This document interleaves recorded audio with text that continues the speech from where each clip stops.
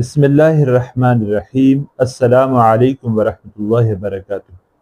امید کرتا ہوں کہ آپ سب خیریت سے ہوں گے، جہاں رہیں خوش رہیں آباد رہیں۔ آج ہم بات کرتے ہیں کہ لباس کیا ہے، لباس کے مقاصد کیا ہیں اور لباس کے بنیادی اصول اور احکام کیا ہیں۔ لباس کا لفظ ان سے نکلا ہے جس کے معنی ہے ڈھانپنا اور چھپانا۔ لباس وہ چیز ہے کہ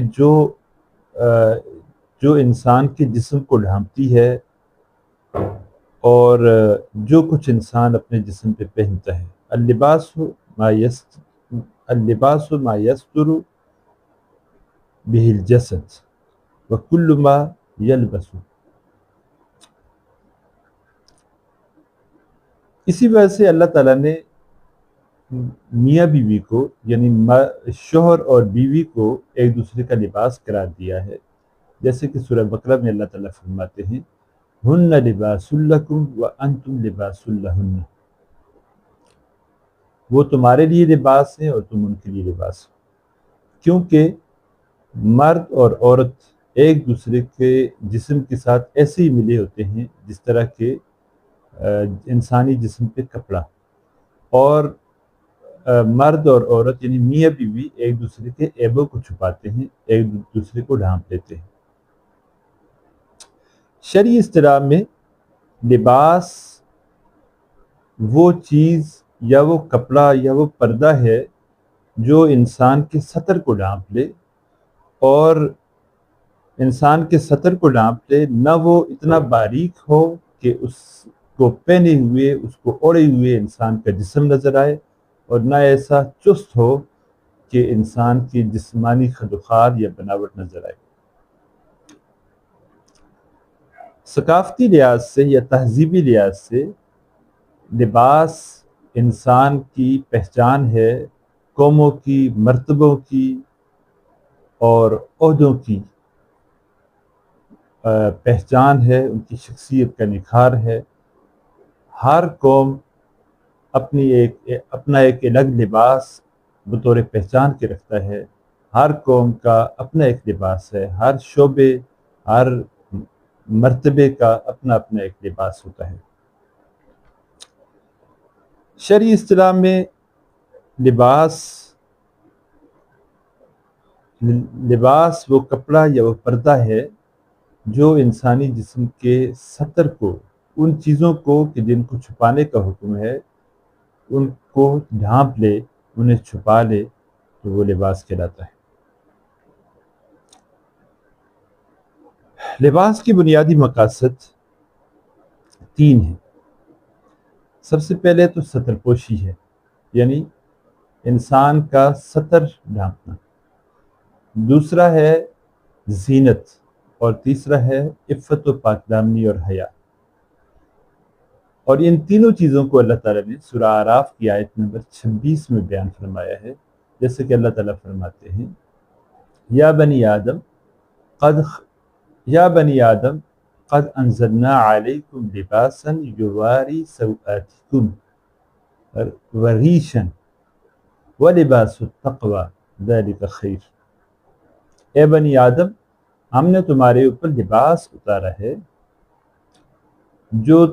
جو تمہارے سطر کو ڈھانپتا ہے اور زینت ہے، اور تقوی کا لباس بہتر ہے۔ وہ لباس جو انسان کے سطر کو نہ ڈھانپ سکے، وہ لباس کے مقاصد کو فوت کر دیتا ہے۔ اسی طرح جو لباس انسان کی زینت کی بجائے انسان کے اندر قبح پیدا کرے، وہ بھی لباس کے مقاصد کو فوت کر دیتا ہے۔ اسی طرح عفت و پاکدامنی ہے، عفت و پاکدامنی اور حیا یہ اسلام کا اور ایمان کا بنیادی حصہ، بنیادی جز ہے، جیسا کہ رسول اللہ صلی اللہ علیہ وسلم نے فرمایا الحیاء شعبۃ من الایمان۔ ایسا لباس جو انسان کو گناہوں اور معاصی سے نہ روک سکے، تو وہ لباس تقوی کے مقصد کو پورا نہیں کرتا۔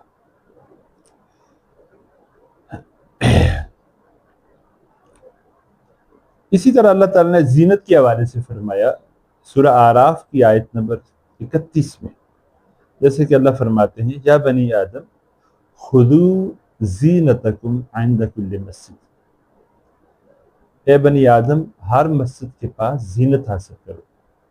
اور یہ اسلام سے پہلے مشرکین مکہ کا یا اہل عرب کا یہ طریقہ کار تھا کہ وہ قریش کے علاوہ باقی سارے عرب ننگے ہو کے خانہ کعبہ کا طواف کرتے تھے، اور وہ اس کو اپنا اعزاز سمجھتے تھے، اور وہ یہ سمجھتے تھے، ان کے خیال میں یہ بات تھی کہ وہ لباس، وہ کپڑے جن کو پہنے ہوئے ہم گناہ کرتے ہیں، ان کو پہن کر ہم اللہ تعالیٰ کے گھر کے طواف نہ کریں۔ تو اللہ تعالیٰ نے ان کے اس کام کو برا جانا اور اس کی برائی بیان کی کہ اصل میں انسان کا لباس پہننا ہی انسان کی زینت ہوتا ہے۔ لباس کی بنیادی اصول یا احکام 4 ہیں۔ سب سے پہلی چیز ہے لباس میں، وہ ہے ستر، انسان کا ستر ڈھانپنا، ستر پوشی۔ ستر جو ہے مرد کا اور عورت کا مختلف ہے۔ مرد کا ستر ناف سے لے کر گھٹنوں تک، یعنی گھٹنوں سمیت، یہ ایک مرد کا ستر ہے، جبکہ عورت کا ستر پاؤں، ہتھیلیاں اور چہرے کے علاوہ سارے کا سارا جسم ستر ہے۔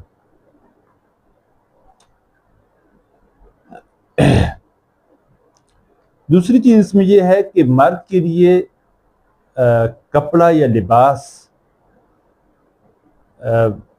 اس میں ضروری ہے کہ اس کا پاجامہ اس کے پاؤں سے نیچے نہ ہو، یعنی کہ اس کے ٹخنوں سے نیچے نہ ہو، اور یہ رسول اللہ صلی اللہ علیہ وسلم نے برا جانا ہے، اور آپ نے فرمایا ما اسفل من الکعبین من الازار فی النار، پاجامہ کا جو حصہ ٹخنوں سے نیچے ہے وہ جہنم میں جائے گا۔ اسی طرح لباس میں بعض چیزیں مردوں کے لیے جائز ہیں اور بعض چیزیں مردوں کے لیے جائز نہیں ہیں، جیسے کہ سونا اور ریشم۔ سونا اور ریشم کا پہننا، استعمال کرنا مردوں کے لیے حلال نہیں ہے اور عورتوں کے لیے حلال ہے، جیسا کہ رسول اللہ صلی اللہ علیہ وسلم نے فرمایا احل الذهب والحریر لإناث امتی وحرم على ذکورها، سونا اور ریشم میری امت کی عورتوں کے لیے حلال ہے اور میرے امت کے مردوں کے لیے حرام قرار دیا گیا۔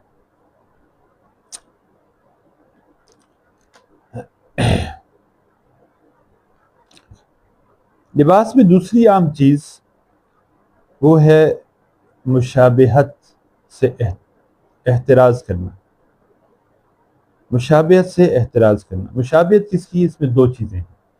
ایک تو غیر قوم یا کفار، غیر مسلم جو ہے ان کی مشابہت اختیار کرنے سے منع کیا گیا ہے، اور دوسرا صنفی مشابہت ہے۔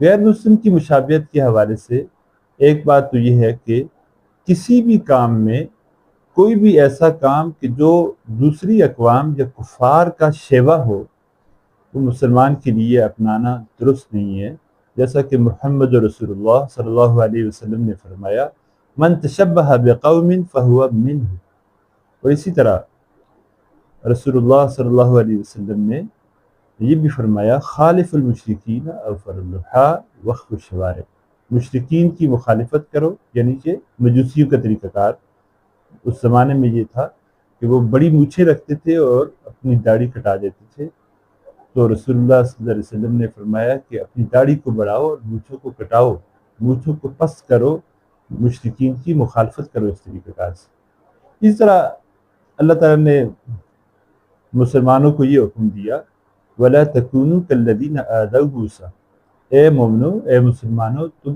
ان لوگوں کی طرح نہ ہو جانا جنہوں نے موسیٰ علیہ السلام کو اذیت دی، اور یقیناً موسیٰ علیہ السلام کو اذیت دینے والے سب سے پہلے یہودی ہی تھے۔ یہودیوں نے موسیٰ علیہ السلام کے حکم کی نافرمانی کی تھی اور ان میں اس سے موسیٰ علیہ السلام کو اذیت پہنچی تھی۔ ایسے ہی اللہ تعالیٰ سورہ فاتحہ میں جیسے فرماتے ہیں اہدنا الصراط المستقیم صراط الذین انعمت علیہم، سیدھا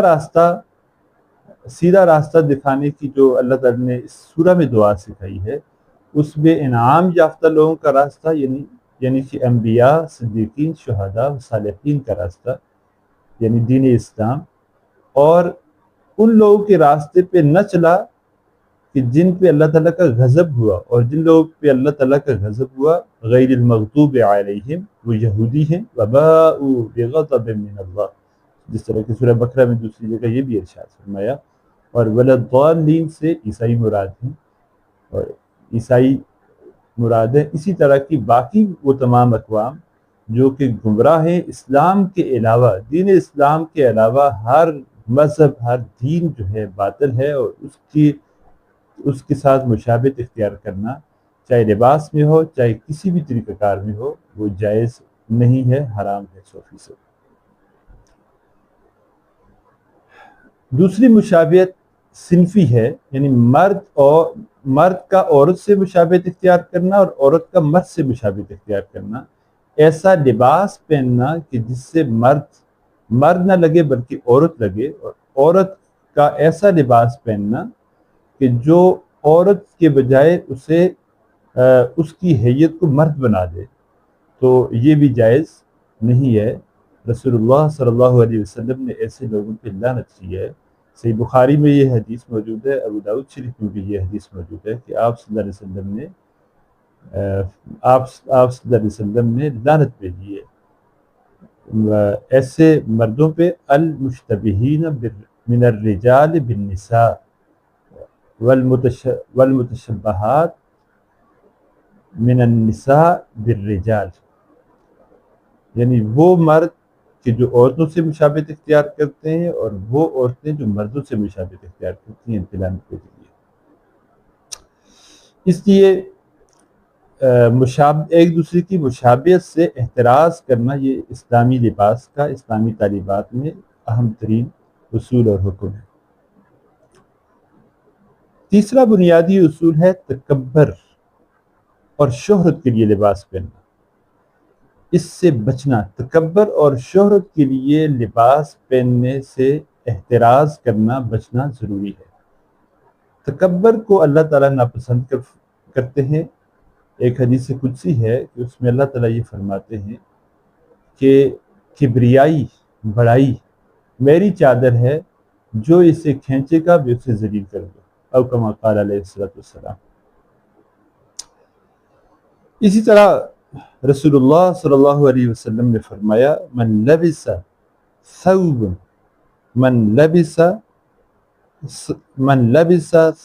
شہرت البسہ اللہ مذلۃ یوم القیامہ۔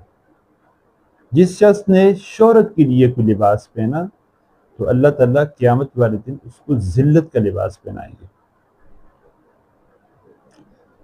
اسی طرح اگر دیکھا جائے تو قرآن مجید میں بھی اس کی مثال موجود ہے۔ سورہ قصص کی آیت نمبر 79 سے 83 تک قارون کا واقعہ بیان کیا گیا ہے، اور قارون کا وہ واقعہ یہاں سے شروع ہوتا ہے، فخرج علی قومہ فی زینتہ۔ قارون اپنے مخصوص لباس یعنی ریشم کا لباس پہن کر اپنی قوم کی طرف نکلا، اور یہ ظاہر کرنے کے لیے کہ میں تم سے اعلیٰ ہوں، میرے پاس اعلیٰ لباس اور زیادہ مال و دولت ہے۔ اور پھر قوم کے سامنے جو اس نے اپنی بڑائی بیان کی، تو وہ لوگ جو دنیا چاہتے تھے انہوں نے اس چیز کی حسرت کی اور کہا کہ قارون تو بڑا مالدار، انہ لذو حظ عظیم۔ لیکن جو دیندار لوگ تھے انہوں نے کہا کہ تمہارے اوپر افسوس ہے، حقیقی اجر تو اللہ کا ثواب ہے، اللہ کی طرف سے دیا گیا رزق ہے، اور حقیقی ٹھکانہ، حقیقی کامیابی تو آخرت کا ٹھکانہ ہے۔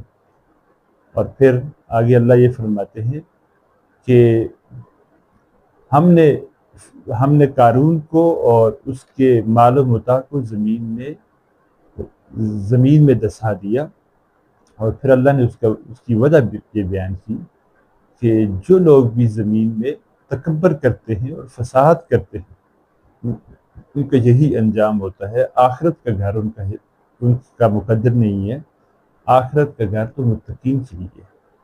عاقبت عمدہ اچھا انجام تو متقین کا ہے. تو تکبر اور غرور کے لیے لباس پہننا جس میں محض مقصد صرف اور صرف تکبر اور غرور ہو، شہرت ہو، تو ایسا لباس پہننا بھی جائز نہیں ہے. نمبر 4 پہ جو اصول ہے وہ ہے زینت، یعنی خوبصورتی کے لیے کوئی اچھا لباس پہننا. ہر انسان کو چاہیے، ہر مسلمان کو چاہیے کہ ایسا لباس جو اس کی طاقت کے مطابق ہو، دھلا ہوا ہو، اجلا ہو، صاف ستھرا ہو، پاکیزہ ہو، اس کو اچھے انداز سے اس کو پہننا چاہیے تاکہ اس کی شخصیت میں نکھار آئے. لباس انسان کی شخصیت میں نکھار پیدا کرتا ہے. جتنا اچھا، خوبصورت اور صاف ستھرا لباس ہوگا وہ انسان کی شخصیت میں نکھار پیدا کرے گا. اور اس کی دلیل یہ ہے کہ ایک صحابی نے رسول اللہ صلی اللہ علیہ وسلم کے سامنے یہ بات رکھی، اجازت چاہیے کہ اے اللہ کے نبی، کیا میں اچھا اور عمدہ لباس پہن سکتا ہوں، قیمتی لباس پہن سکتا ہوں؟ تو رسول اللہ صلی اللہ علیہ وسلم نے فرمایا ان اللہ جمیل یحب الجمال، اللہ تعالیٰ خوبصورت ہیں اور خوبصورتی کو پسند فرماتے ہیں. اللہ تعالیٰ عمل کرنے کی توفیق نصیب فرمائے. وآخر دعوانا الحمدللہ رب العالمین.